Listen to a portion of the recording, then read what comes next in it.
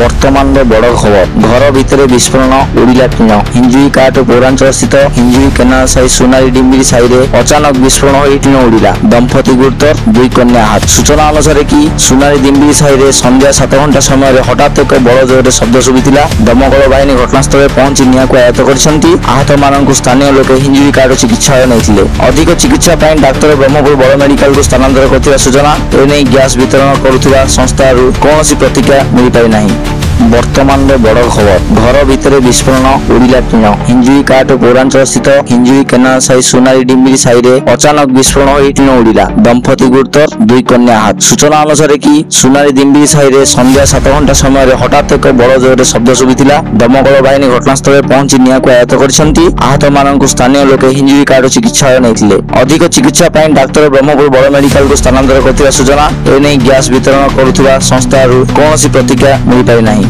वर्तमान बड़ खबर घर भितर विस्फोरण उड़िला टीन हिंजुई काट पौरांचल स्थित हिंजुई केनाल साई सोनारी डिम्बिरी साई में अचानक विस्फोरण हो टीन उड़िला दंपति गुरुतर दुई कन्या आहत। सूचना अनुसार कि सोनारी डिम्बिरी साई में संध्या 7 घंटा समय हठात एक बड़ जोर शब्द शुभा दमकल बाहिनी घटनास्थल पहुंची निया को आयत्त कर आहत मानक स्थानीय लोक हिंजुई काट चिकित्सालय नहीं अधिक चिकित्सा डाक्तर ब्रह्मपुर बड़ मेडिकल को स्थानांतर कर सूचना एने गैस वितरण करुवा संस्था कौन प्रतिक्रिया मिल पारि नहीं। वर्तमान बड़ खबर घर भितर विस्फोरण उड़िला टीन हिंजुई काट पौरांचल स्थित हिंजुई केनाल साई सोनारी डिम्बिरी साई में अचानक विस्फोरण हो टीन उड़िला दंपति गुरुतर दुई कन्या आहत। सूचना अनुसार कि सोनारी डिम्बिरी साई में संध्या 7 घंटा समय हठात एक बड़ जोर शब्द शुभा दमकल बाहिनी घटनास्थल पहुंची निया को आयत्त कर आहत मानक स्थानीय लोक हिंजुई काट चिकित्सालय नहीं अधिक चिकित्सा डाक्तर ब्रह्मपुर बड़ मेडिकल को स्थानांतर कर सूचना एने गैस वितरण करुवा संस्था कौन प्रतिक्रिया मिल पारि नहीं।